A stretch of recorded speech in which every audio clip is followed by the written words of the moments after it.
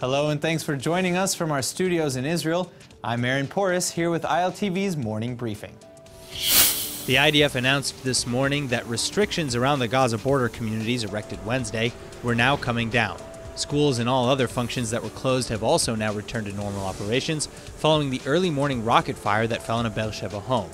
Hamas denies involvement in yesterday's attack, but as the governing body in Gaza, immediately following the attack, Israel launched a series of airstrikes against Hamas targets in the Strip. IDF spokesperson Brigadier General Manelis said, quote, "The rockets that were fired are self-produced and medium-ranged. Only two organizations in Gaza have such rockets, Hamas and Islamic Jihad. It doesn't matter who fired, Hamas bears the responsibility," end quote.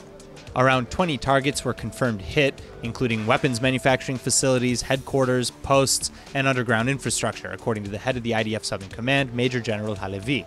Halevi continued that, quote, "Everything was attacked, was destroyed. It will be difficult for Hamas to rebuild and to bring in the money to pay for reconstruction," end quote. But that was just the automatic response. Israeli officials are still weighing different approaches to the recent uptick in violence, with the Security Cabinet convening first thing Wednesday morning, and then again a short time later for an extended 5-hour session. As part of their decision, the Deputy Defense Minister Eli Ben-Dahan announced that an Iron Dome battery would be stationed in the Beersheba area, at least for the coming days. And shortly following the meeting, Prime Minister Netanyahu visited the Gaza border areas himself, where he threatened again that Hamas would regret any continued violence. There seems to be some disagreement in the cabinet, however, as Netanyahu seems to have taken a wait-and-see approach, while Defense Minister Avigdor Lieberman is expected to demand a full-scale military campaign, which Energy Minister Yuval Steinitz says would be a mistake. Former National Security Advisor Major General Yaakov Amidror similarly stated that anything Israel did militarily in Gaza would just benefit Iran.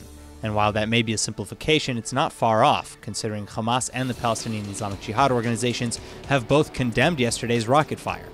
They are instead blaming Palestinian Authority President Abbas for trying to instigate conflict amidst Egyptian efforts to broker peace between Hamas and Israel. Moreover, President Abbas's fault or not, Egyptian intelligence chief Abbas Kamel just announced a postponing of his trip that was scheduled to begin today due to the spike in violent tensions. He was set to visit Gaza, the West Bank, and Israel in efforts to continue brokering negotiations. Egyptian officials reportedly set a new date for Kamal's visit in the coming days. Now moving our focus back to Beersheba, single mother Miri Tamano and her 3 children were left homeless after yesterday's Gaza rocket attack destroyed their home. The rocket was launched around 3:39 a.m., causing sirens to blare across the Negev, and thanks to that, Miri was able to save her and her children's lives by using those precious few minutes before the rocket actually hit to drag her family to a reinforced room in the house. By some miracle, only 7 people were treated for shock after the attack, including Miri and her 3 children, and just 3 people were taken to the Soroka Medical Center in Beersheba for light bruising sustained while falling on the way to the nearby shelter. But while Miri Tamano and her family narrowly avoided a terrible fate, their troubles are seemingly only beginning.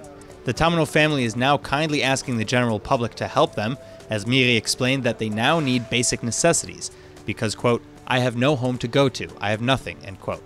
Miri wrote out a list of things that the family needs, including shampoo, conditioner, liquid soap, cleaning products, kitchen utensils, bottled water, sweetened beverages, and much, much more.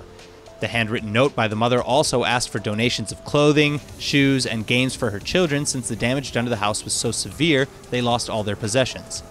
After reading the letter, Jewish Agency Chairman Isaac Herzog said the organization will provide the family with 8,000 shekels, or about $2,200. And Herzog also released an official statement saying, quote, "The Jewish Agency, through the Fund for Victims of Terror, will continue to assist as much as possible the residents of the South and the Gaza border region in order to help them cope with the effects of terrorism," end quote. The Jewish Agency Terror Victims Fund is supported by JFNA, Keren HaYesod, and foundations from all over the world, and since starting it, it's assisted over 7,000 families. But it's not going to be enough. So please, if interested in directly helping the Tamano family, Miri insists you call +972 50202 9695. In other news, Ari Folds, the American-Israeli father of 4 and pro-Israel activist who was killed by 17-year-old Palestinian terrorist Khalil Jabarin in Gush Etzion last month, was memorialized in a heart-wrenching and powerful ceremony in Manhattan yesterday. Hundreds of people from all walks of life attended the commemoration, which was spearheaded by the Riverdale Jewish community and Riverdale rabbi Avi Weiss. One of the attendees was New York Consul General of Israel Dani Dayan, who spoke to the crowd and said that, quote, "The FULD family decided a few decades ago that they wanted to cease to be spectators and to participate in the greatest adventure of the Jewish people in the last 2,000 years by immigrating to Israel," end quote. FULD dedicated his life to pro-Israel advocacy and fighting against the BDS movement. He often countered anti-Israel groups, including the Jewish Voice for Peace and J Street organizations, and did everything he could to bring to light the facts, history, international law, and morality that encompasses the narrative of the Jewish people. FULD also appeared regularly on the ILTV show Frenemies, among others, bringing his views passionately but respectfully to the debate table. And FULD will be remembered as a larger-than-life hero even in his last moments of life. After he was stabbed in the back, in his final breaths, FULD managed to get back on his feet, chase his attacker, jump a fence, and neutralize the assailant so that he couldn't proceed to hurt anyone else.